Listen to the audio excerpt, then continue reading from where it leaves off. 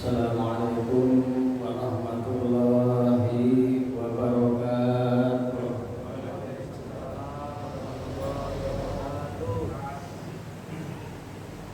Alhamdulillah Didi man istaqa'u minal ulami ma'lam wa ja'alahu kawatiba yahtadi bihim qurudal fihalan salam.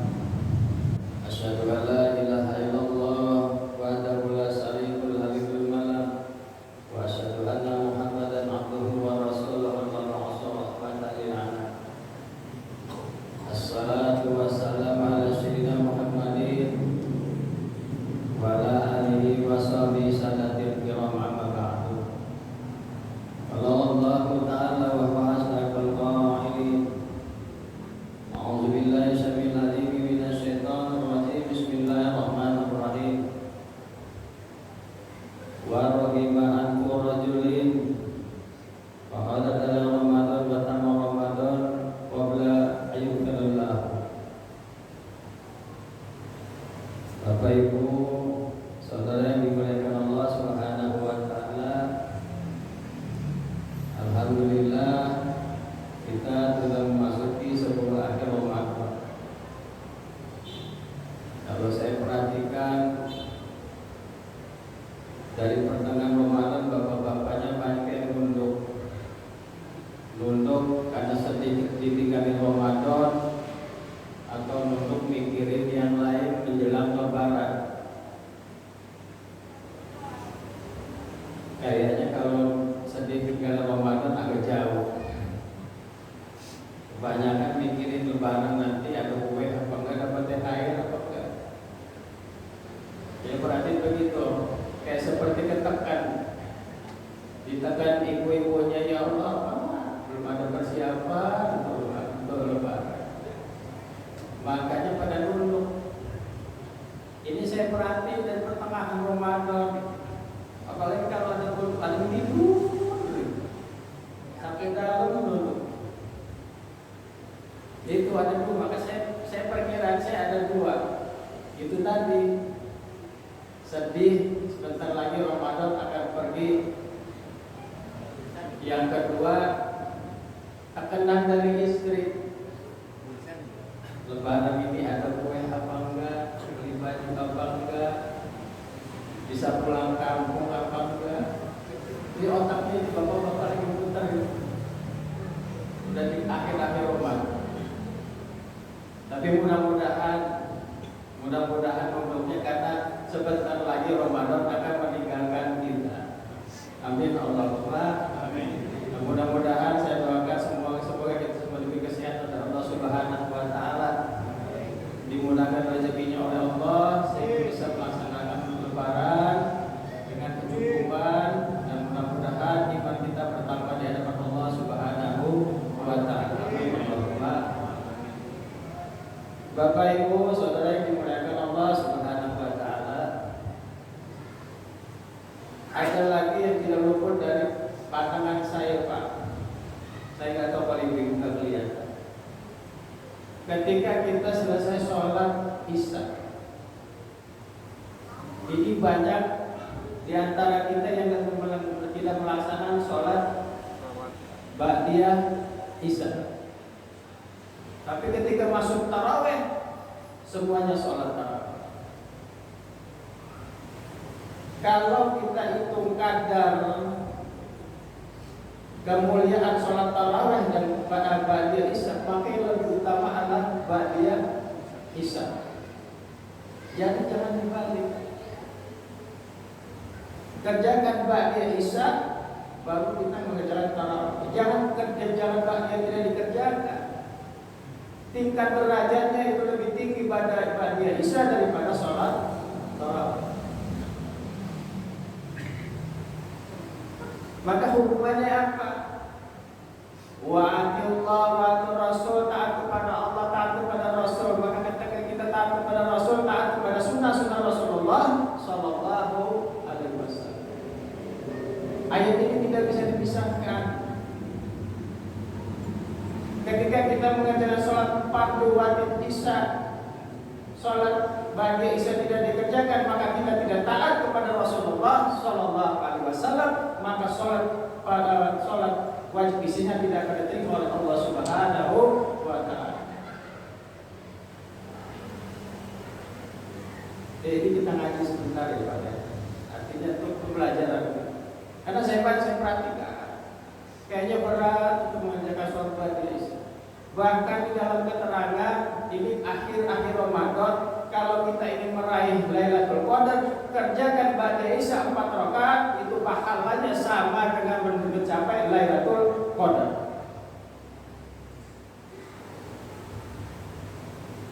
Itu pertama, salah satunya di bulan Ramadan. Jadi jangan susah-susah mencari Lailatul Qadar. Kerjakan ba'diyah 4 rakaat, insya Allah pahalanya itu sama dengan meraih Lailatul Qadar, kata Rasulullah SAW. Jadi jangan dianggap remeh sholat sunnah. Luar biasa sholat sunnah di hadapan Allah Subhanahu wa Ta'ala. Kenapa? Karena ayat tadi saya sebutkan di depan tadi, ini tidak bisa dipisahkan. Wa'atillah wa'atil Rasul, taat kepada Allah dan taat kepada Rasulullah Shallallahu Alaihi Wasallam. Tatkala ayat ini kita pisahkan, maka gugurlah apa yang menjadi kewajiban kita.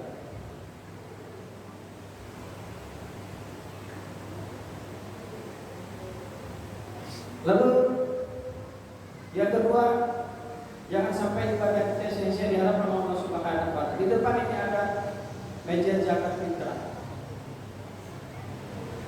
Zakat fitrah ini hukumnya wajib setiap bagi muslim. Apa hubungan ayatnya? Wa aqimus shalah wa atu zakat. Kerjakan sholat dan tunaikan zakat. Ini tidak juga bisa dipisahkan antara satu dengan lainnya. Sholatnya rajin tapi nggak mau zakat. Punya uang banyak nggak mau zakat. Simpanannya banyak nggak mau zakat. Sholat patuh kita tidak akan diterima oleh Allah Subhanahu wa Ta'ala tatkala kita tidak merasakan zakat fitrah di hadapan Allah Subhanahu wa Ta'ala.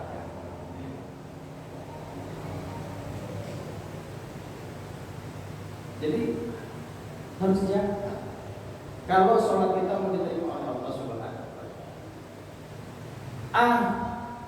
Sholatnya enggak, zakatnya aja, itu pun tidak akan diterima oleh Allah. Karena ayat ini tidak bisa dipisahkan antara satu dengan lainnya, antara Allah dan hubungan manusia. Bagaimana hitungannya zakat fitrah? Bapak Ibu sadar dimakan Allah Subhanahu wa Ta'ala. Kemarin beberapa hari yang lalu saya dengar itu ditanya, kenapa zakatnya dirubah dari 2,5? Saya kasih gambaran sedikit bahwa zakat fitrah ini hitungannya soh Pak. Satu soh itu 4 mud. Satu mud itu 6,75. Jadi satu soh 4 mud 4 kali 6,75. Jadi lebih daripada 2,5. Maka harus diapakan? Saya bulatkan, kalau saya bulatkan 2,8 atau 2, berapa kita buat di sini? Antara itu sampai 3. Hampir sampai 3. Kalau zakat fitrah kita kurang daripada takaran, maka hukumnya tidak wajib kita tidak diterima oleh Allah Subhanahu wa Ta'ala. Salat kita tidak diterima. Maka lebih baik seperti apa? Lebihkan zakat fitrah kita. Lebihkan. Kelebihan zakat fitrah kita itu menjadi sedekah buat kita. Insya Allah ketika lebih hitungannya, maka zakat kita diterima, sholat kita diterima oleh Allah Subhanahu wa Ta'ala. Saya dulu diajari Pak, waktu itu Pak nggak pernah 2,5 teman dia. Di atas 2,5. Maka saya sampai sekarang kalau nggak 2,8 3 kilo saya zakat fitrah. Kenapa? Kelebihan itu dihitung sedekah. Daripada apa? Tidak diterima sholat kita dan tidak diterima zakat kita. Kenapa kuat 2,5? Ini kira-kira perkiraan Basnas Bukan perkiraan pemimpin Basna itu tidak organisasi Islam tidak dikumpulkan menjadi satu, Pak. Hanya panitia Basnas yang mengerti ilmu agama, tidak semua organisasi Islam dijadikan satu, dimintakan pendapat itu di Basnas. Maka mereka pakai perkira-kiraan 2,5. Imam Maliki, Imam Syafi'i itu satu soh sama. Imam Hanafi lebih berat lagi, Pak. 3,8 kilo kalau berbentuk makanan, dan kalau berbentuk duit dikalikan 3,8, duitnya sekitar berapa? Lebih besar. Yang paling rendah pendapatnya 2,2, itu Imam Hambali ini lemah. Keterangan ini lemah. Maka diambil kesimpulan oleh Basnas 2,5 kira-kira. Saya ulang, 2,5 itu kira-kira, bukan harga mutlak. Maka di dalam Basnas itu dari 2,5 sampai 3,5. Jadi tinggal pilih. Kalau saya nganjurin lebih baik lebih daripada kurang. Dan tidak ada orang yang miskin karena zakat fitrah. Dan tidak ada orang yang susah karena zakat fitrah. Artinya, jadi motivasi kita seperti apa? Kalau ingin sholat kita diterima oleh Allah Subhanahu wa Ta'ala, kalau kita ingin mendapatkan tabungan di liang kubur, nanti lebihkan zakat fitrah kita, jangan 2,5, 2,8, 2,7 atau di atas 2,5, insya Allah itu diterima oleh Allah Subhanahu wa Ta'ala. Ya, jadi hitungannya sok, bukan kilo. Kilo itu hitungan kita. Nah, tangan orang Arab sama tangan kita ini beda, Pak.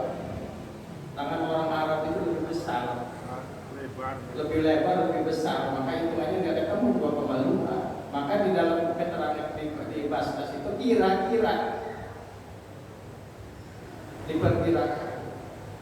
Nah, kita ngambil ngambil tengah, ya, jangan dikira-kira, kita lebihkan. Insya Allah diterima Allah SWT. Kapan waktu zakat fitrah kita? Mulai dari awal Ramadan itu boleh, pertengahan Ramadan boleh, akhir Ramadan ketika sebelum sholat Id juga boleh. Tapi yang lebih afdol kalau bisa, jangan sebelum sholat Id. Kasihan pemerintahnya, kasihan bapak amilnya. Alhamdulillah Bapak Ibu, kita ini sudah ada amil. Perbedaan amil sama panitia itu beda. Ya, kalau kita terbentuk amil zakat sah dari pemerintah, tapi kalau panitia zakat belum sah, ketika kita sampaikan zakat kita di panitia, itu belum jatuh kewajiban kita. Ketika jatuh kewajiban ketika si panitia menyerahkan kepada mustahik. Tetapi kalau sudah jadi amil, maka sah ketika kita menitipkan zakat kita di amil. Itu beda. Jadi enggak sama antara panitia sama amil, beda. Jadi carilah yang sudah dibentuk amil zakatnya, maka kesahan keabsahan zakat fitrah itu di hadapan Allah itu diterima karena terbentuk secara organisasi menurut hitungan fikih. Ya, sekarang banyak. Kita lagi ya, di bawah ada musola tapi belum terbentuk amil, masih panitia zakat. Boleh nggak kita kembali? Boleh, tapi belum tentu jadi wajib ketika masih dititipkan di panitia, masih ngegantung karena wakil panitia itu wakil kita. Tapi kalau ketika kita titipkan diambil, maka sahlah itu zakat fitrah kita. Tapi kalau di panitia belum sah zakat fitrah kita sebelum dibagikan kepada mustahik. Itu bedanya. Kalau duit Bapak Ibu yang zakat duit, jangan dihitung 2,5. Jangan dihitung seharga beras kita berapa pasukan sekarang ini. Nah, berarti dikalikan 15.000. Duit ini pakai hukum siapa? Pakai hukum Imam Hanafi. 3,8 kilo dikalikan 15.000. Jadi jangan dikalikan 2,5. Tidak sah secara hukum fikih. Karena yang berbentuk duit itu hanya Imam Hanafi, sedangkan Imam Syafi'i, Imam Maliki itu berbentuk makanan pokok di negara masing-masing. Imam Syafi'i tidak ada duit, Pak. Zakat fitrah nggak pakai duit, tapi pakai makanan pokok. Nah, ketika kita ingin diganti dengan duit, pakai hukumnya hukum Imam Hanafi, 3,8 dikalikan 15.000. Gitu ya. Jadi jangan salah, jangan sampai. Kenapa saya sampaikan? Karena ini hubungannya dengan ibadah sholat kita. Sayang sholat kita selama ini tidak diterima oleh Allah Subhanahu wa Ta'ala karena gara-gara salah menerapkan zakat fitrah. Tidak akan diterima sama Allah. Karena ayat ini dari awal saya katakan tidak bisa dipisahkan wa aqimus shalat wa atu zakat. Salah satunya dipisahkan maka gugur semuanya. Dan jangan sampai ibadah kita sia-sia hanya karena hitung-hitungan zakatnya tidak masuk. Bapak Ibu saudara dimuliakan Allah Subhanahu wa Ta'ala, mudah-mudahan apa yang saya sampaikan menjadi pemikiran kita semua, dan insya Allah saya doakan mudah-mudahan rezeki kita bertambah diberikan oleh Allah Subhanahu wa Ta'ala. Amin.